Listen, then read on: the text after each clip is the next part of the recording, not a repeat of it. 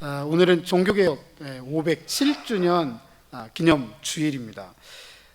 당시에 정상적이지 않은 교회의 모든 신앙적인 행태, 예를 들자면 면죄부를 판매하거나 성유물을 판매하거나 심지어 성직 매매 등 이 거룩한 하나님의 일에 대해서 사고파는 행위가 만연해졌습니다. 1517년에 마틴 루터가 95개조 반박문을 비텐베르그 성당 앞에, 예전에는 성당과 대학이 같이 있었기 때문에 어떤 경우에는 비텐베르그 대학이라고 하기도 하는데, 성당이든 대학이든 비텐베르그 대학 앞에 95개조 반박문을 게시하면서 발표하는 것을 계기로 시작된 개혁운동을 종교개혁운동이라고 합니다. 이렇게 시작된 이 종교개혁운동은 교회 내부의 개혁운동이기 때문에 엄밀한 의미에서는 종교개혁이라기보다는 교회 개혁이다, 이렇게 표현을 해야 되겠고요. 루터는 이 비신앙적, 비정상적 행태의 원인을 잘못된 신학에서 비롯되었다라고 생각했고, 올바른 신학을 되찾기 위해서 성경에 천착을 합니다. 참 교회가 어떤 교회인가? 참 신앙은 어떤 신앙인가? 성경을 기초로 이렇게 종교개혁운동을 시작을 했고, 종교개혁의 모토가 되었기 때문에 종교개혁의 핵심 정신을 우리는 오늘 이렇게 표현합니다. 저를 한번 따라서 하시죠. 오직 성경으로. 오직 성경으로. 이처럼 종교개혁의 정신은 항상 성경이었습니다.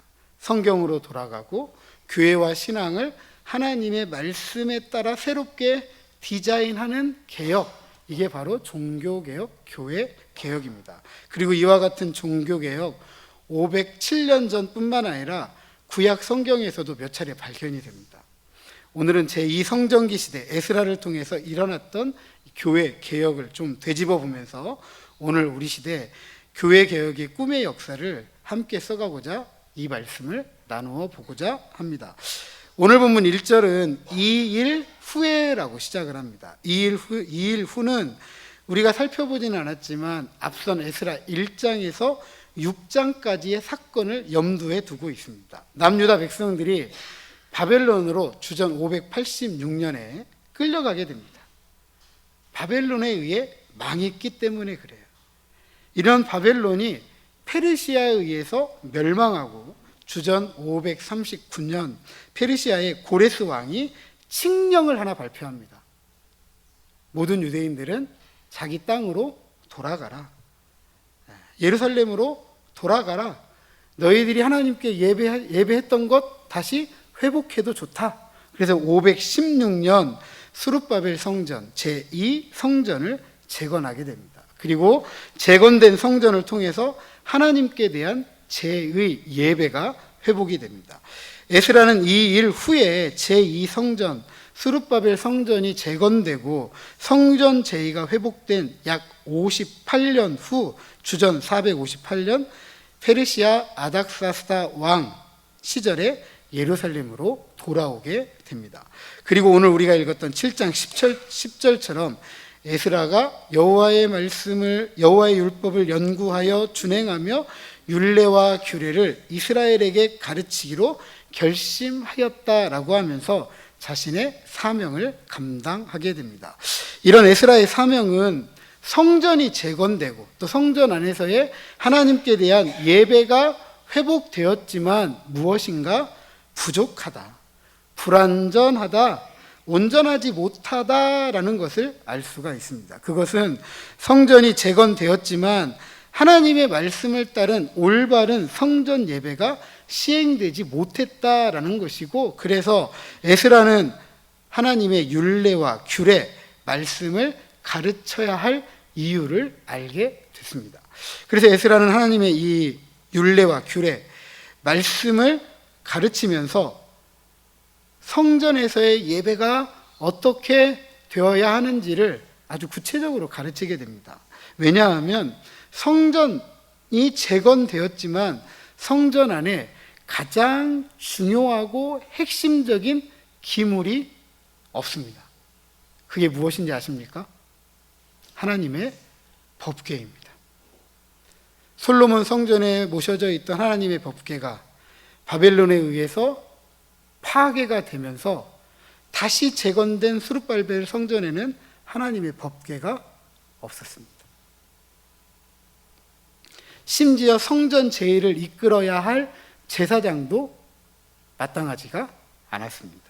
나아가서 율법을 따른 올바른 제의 방법을 알지 못했기 때문에 자연스럽게 이 성전 제의가 원래 하나님께서 요구하셨고 이스라엘이 마땅히 따라야 할 그런 예배가 되지 못했다라는 것을 알 수가 있습니다. 우리가 사사기에 살펴본 것처럼 하나님의 집이 실로에 있었음에도 불구하고 하나님을 부르며 신앙생활은 하지만 자기 보기 좋은 대로 하나님과 관계없이 신앙하는 것과 마찬가지죠. 이런 모습이 얼마나 혼잡하고 어지럽고 혼란스러운지, 부도덕하고 불의하고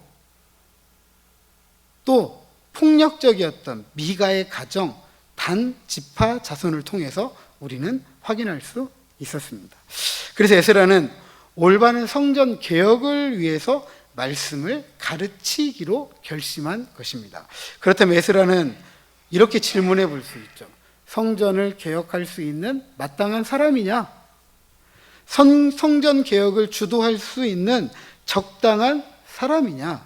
성전 개혁의 주체가 될 수 있느냐? 이런 질문을 해볼 수가 있습니다.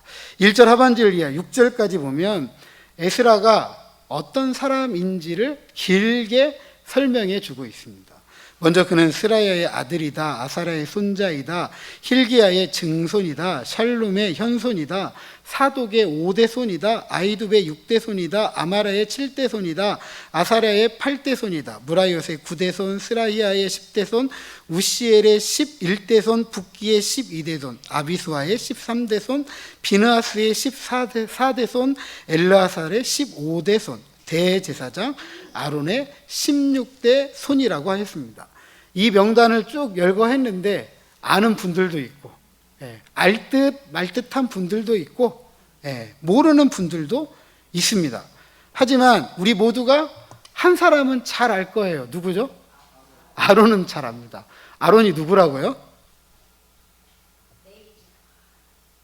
대제사장.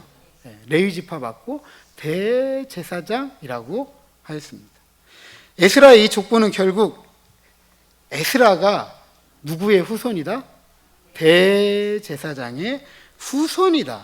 나아가서 에스라가 대제사장의 후손이기 때문에 성전 개혁을 할 수 있는 주체가 될 수 있다. 성전 개혁을 맡길 수가 있다. 적당하다. 자격을 잘 갖추었다라고 강조해 주고 있는 것입니다. 물론 에스라와 느헤미야에 기록된 에스라의 행적 중에 에스라가 제사장의 역할을 했다라는 그런 이야기는 나타나지는 않습니다. 그러나 제사장은 말씀에 따라서 성전 제의를 주례하는 사람이기 때문에 에스라가 말씀을 가르치기로 결심했다라는 이 결단에 제사장의 직무도 숨겨져 있다라고 우리는 충분히 생각해 볼 수 있는 것이죠.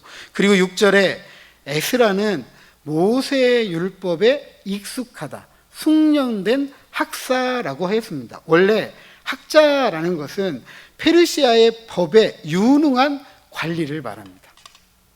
오늘날로 이야기하면 법과 사법과 관련된 일들을 잘 처리할 수 있는 이런 인물인 거죠. 그래서 페르시아의 고레스 왕이 에스라를 이 귀환한 유대인들과 함께 보냈던 이유는 이런 것이었어요. 아무리 이 페르시아의 고레스, 이 페르시아가 이 유대인들을 자기 고국으로 돌려보냈지만 해방을 시킨 건 아니에요. 여전히 페르시아라는 제국의 시민이었습니다. 그래서 이 시민들에게 마땅히 거두어야 될 세금이 있는 거죠. 이 세금을 잘 걷기 위해서 이 법과 관련된 일을 잘 아는 사람을 보낼 이유가 있었던 것입니다. 그래서 에스라를 보냈던 것이에요. 하지만 에스라는 제국의 세금과 관련된 일도 잘했을 뿐만 아니라 모세의 율법에도 숙련된 사람, 익숙한 사람으로서 유대인들의 성전 개혁과 관련해서 충분하게 감당할 식견을 가지고 있다라고 오늘 본문은 가르치고 있습니다. 이렇게 페르시아 제국의 법과 동시에 모세의 율법에 익숙한 에스라였기에 6절 하반절 이렇게 기록하고 있습니다. 그의 하나님 여호와의 도우심을 입음으로 왕에게 구하는 것은 다 받은 자다. 페르시아의 제국의 도움도 받았고 하나님의 도움도 받아서 귀환한 포로 공동체인 이 유대인들을 잘 이끌었던 지도자였다. 정치적으로, 종교적으로, 행정적으로, 신앙적으로 잘 이끌었던 인물이다라는 것을 알 수가 있습니다.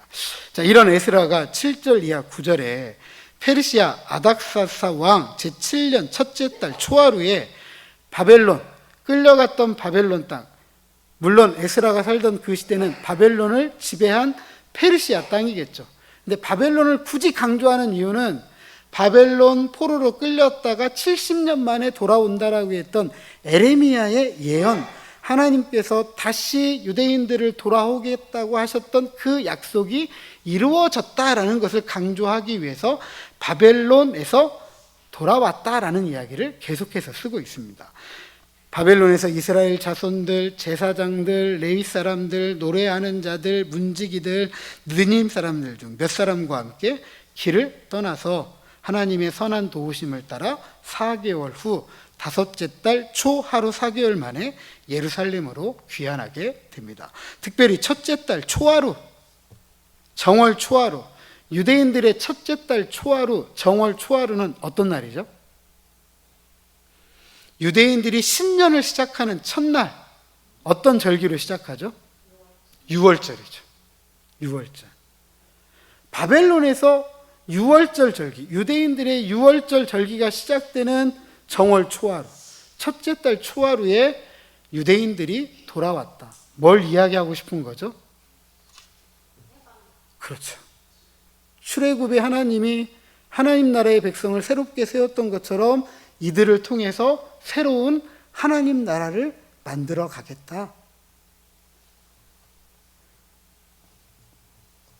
출애굽을 상징하는 이스라엘의 모습을 꿈꾸게 하신 것입니다. 새로운 이스라엘을 꿈꾸도록 하신 것이죠. 이 꿈은 이런 꿈이었습니다. 왕 같은 제사장들인 이스라엘을 통해서 세상을 통치하는 하나님의 나라입니다. 에스라와 함께한 이들이 바로 하나님의 통치를 이 땅에 이룰 왕 같은 하나님의 백성인 것이죠. 그리고 이 꿈이 대제사장의 후손이자 학자인 에스라가 주도적으로 이끌어 갔던 것입니다. 앞서 잠시 언급했지만 유대인들에게 있어서 바벨론 포로기 이전과 포로기 이후는 큰 차이가 있습니다. 코로나 팬데믹이 지나가고 아직도 이전으로 돌아가지 못하잖아요. 그죠? 이전과 같이 살지는 않습니다.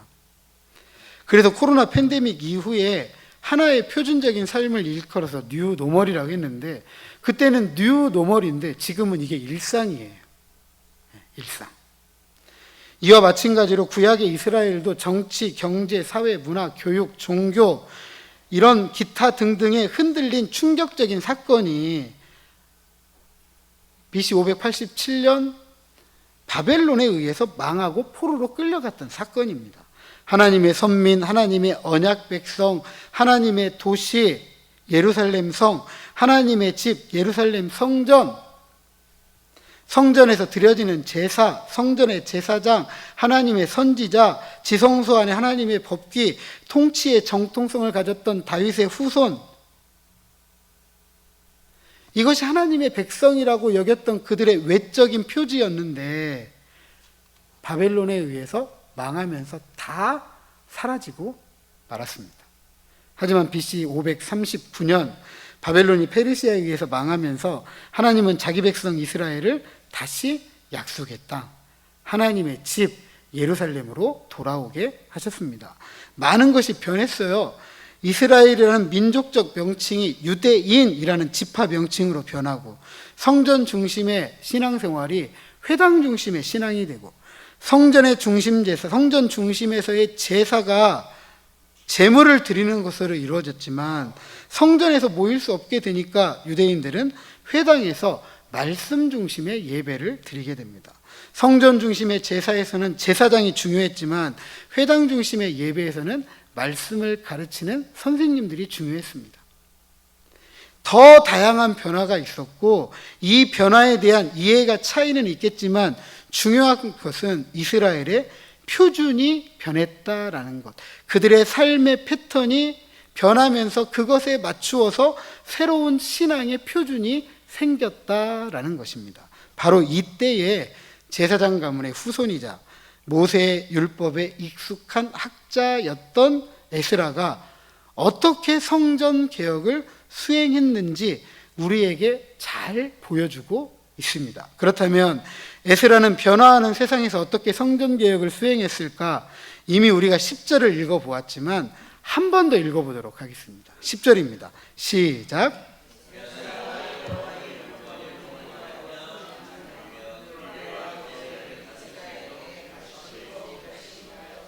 아멘. 에스라는 성전 개혁을 위해서 집중한 것은 말씀입니다. 말씀을 연구하고 말씀을 준행하고 말씀을 가르쳤습니다. 이와 같은 에스라의 태도, 말씀, 오늘날 유대교의 뼈대를 이루고 있습니다. 다시 말씀드리면 바벨론의 포로로 끌려가서 다시 돌아왔던 유대인들은 새로운 나라를 꿈꾸면서 전쟁 준비한 거 아니에요.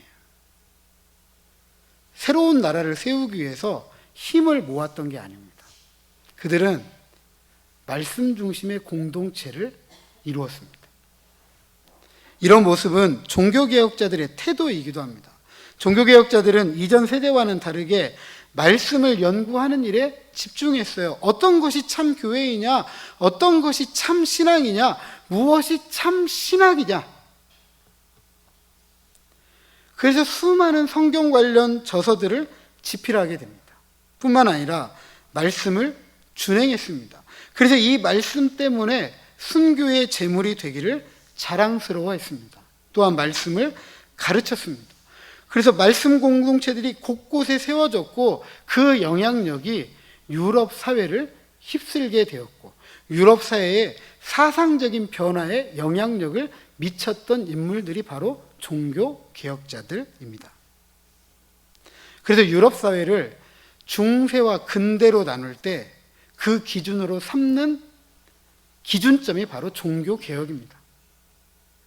그만큼 종교 개혁은 교회 개혁일 뿐만 아니라 사회 개혁에도 큰 영향을 미쳤던 것입니다. 그런데 이 교회 개혁과 사회 개혁 힘으로 한 게 아니에요. 무엇으로 했다고요? 말씀으로 했습니다. 그래서 오늘 우리 시대에도 교회 개혁을 말할 때, 사회 개혁을 말할 때 말씀을 떼어놓고 말할 수 없는 거예요. 왜냐하면 오직 하나님의 말씀만이 우리의 신앙과 삶의 정확, 무한, 유일한 법칙이기 때문입니다.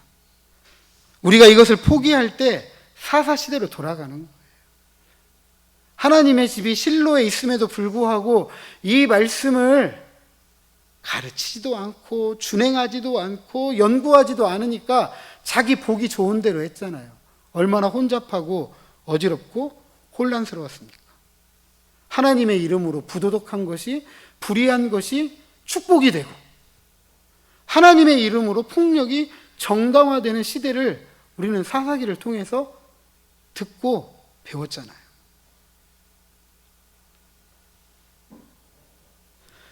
뿐만 아니라 포로기 이후 시대에도 마찬가지예요. 신앙과 삶은 혼잡하고 혼란하고 어지러웠습니다. 그리고 실제로 오늘 우리 시대가 그렇게 혼란하고 어지럽고 혼잡한 이런 일들을 우리 주변 곳곳에서 바라보고 있습니다. 누구도 부정하지 않던 전통적 가치관, 이 가치관이 시대가 변하고 사람이 변했다고 하면서 잘못되고 틀렸다, 그러면서 자기 보기 좋은 대로 행동하면서 뻔뻔하게 떠들어댑니다. 그리고 인권을 들먹이면서 새로운 법을 제정해서 보호받도록 해달라라고 주장합니다. 물론 잘못되고 틀린 가치관은 고쳐야 됩니다.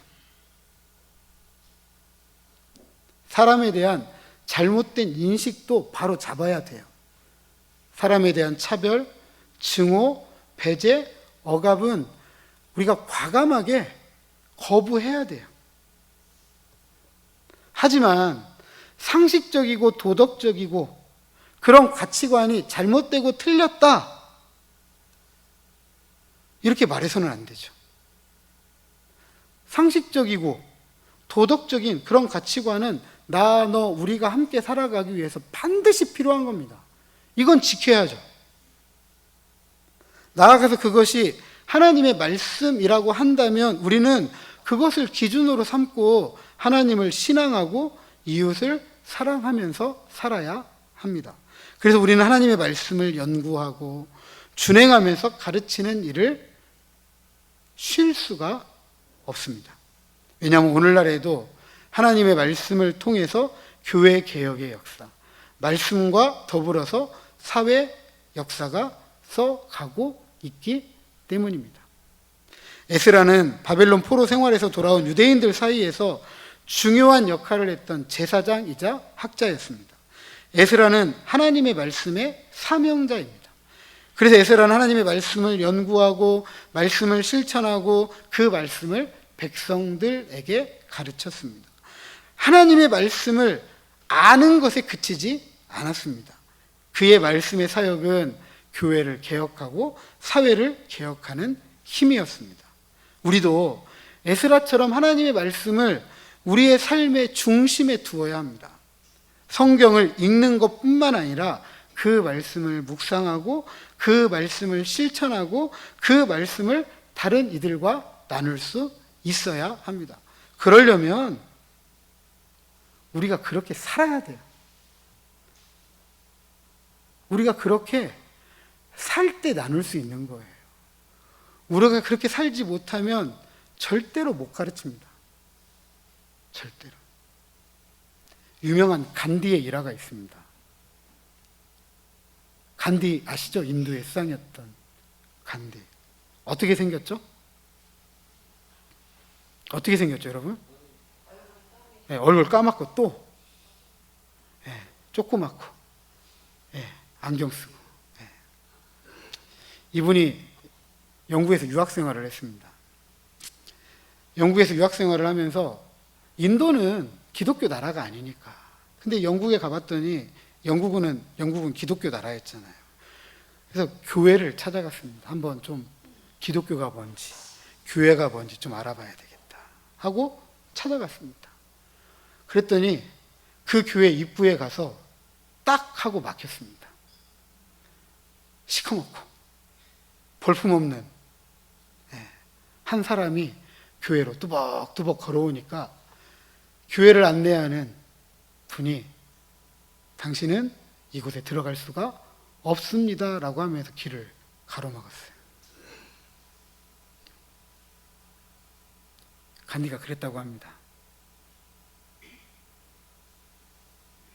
내가 하나님은 알겠는데 교회는 이상하다.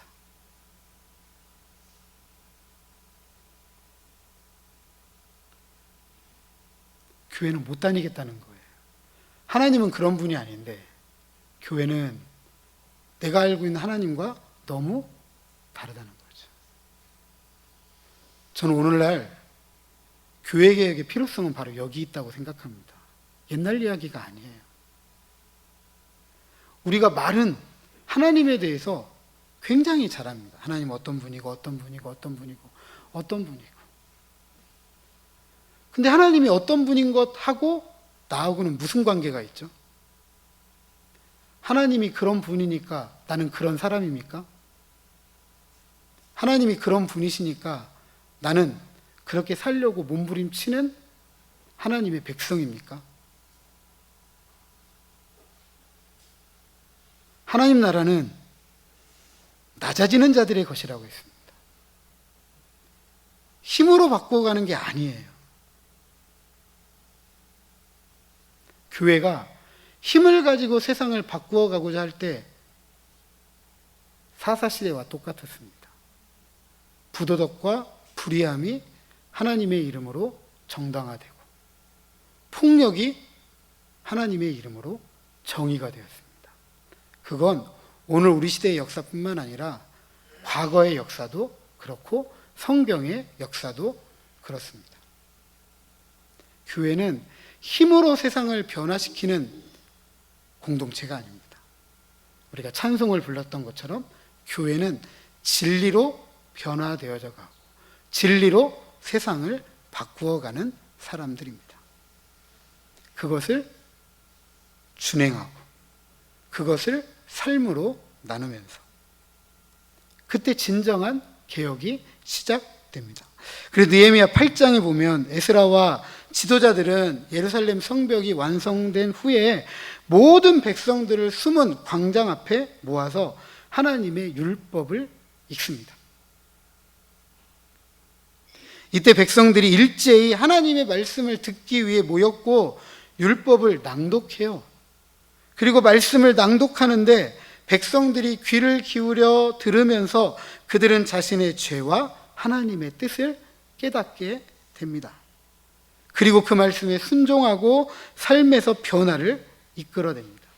그래서 우상을 버리게 되고 잊혀졌던 하나님의 명령을 다시 지키기 시작하면서 이방 결혼을 금하고 끊어버리고 성결한 하나님의 백성으로 살아가기로 결단하고 결심하게 됩니다. 사랑하는 성도 여러분, 말씀은 이처럼 나를 변화시키고 우리를 변화시킵니다. 그래서 우리는 하나님의 말씀을 듣고 묵상하고 연구하면서 그것에 순종하며 살아가야 합니다. 그리고 그 말씀을 우리가 읽고 묵상하고 연구하면서 지켜 행할 때에 우리는 베레아 사람들처럼 그 말씀이 진짜 그러한가라고 다시 되물어야 합니다. 왜냐하면 나는 완벽하게 모르기 때문에 그렇습니다.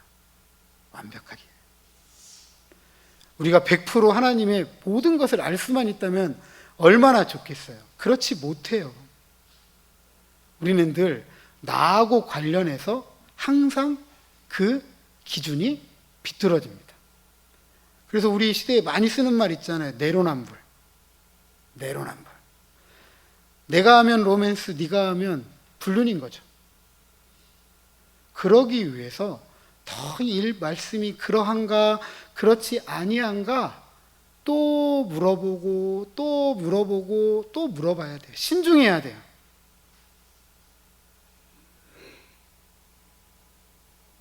그렇다고 신중하다고 아무것도 하지 않으면 안 됩니다. 우리가 이미 하나님이 어떤 분이신지를 알잖아요. 하나님은 선하시고 하나님은 인자하시고 하나님은 공의로우시고 하나님을 사랑하면 이웃을 사랑하고 낮아지고 섬기고 이거 모르는 거 아니잖아요. 우리 이런 것들은 행할 수 있잖아요. 이렇게 말씀을 쫓아 살다 보면 자기 보기 좋은 대로 살아갔던 삶을 내려놓게 되죠. 이렇게 하나님의 말씀을 좇을 때 하나님께서 꿈꾸시고 자기 백성에게 허락하셨던 하나님 나라를 우리가 함께 살아가게 되는 것입니다. 부디 에스라처럼 말씀을 연구하고 준행하고 나아가서 말씀을 함께 나누면서 말씀을 통해 써가는 개혁의 역사, 그 한 사람 저와 여러분 우리 모두가 되시기를 주님의 이름으로 축복합니다.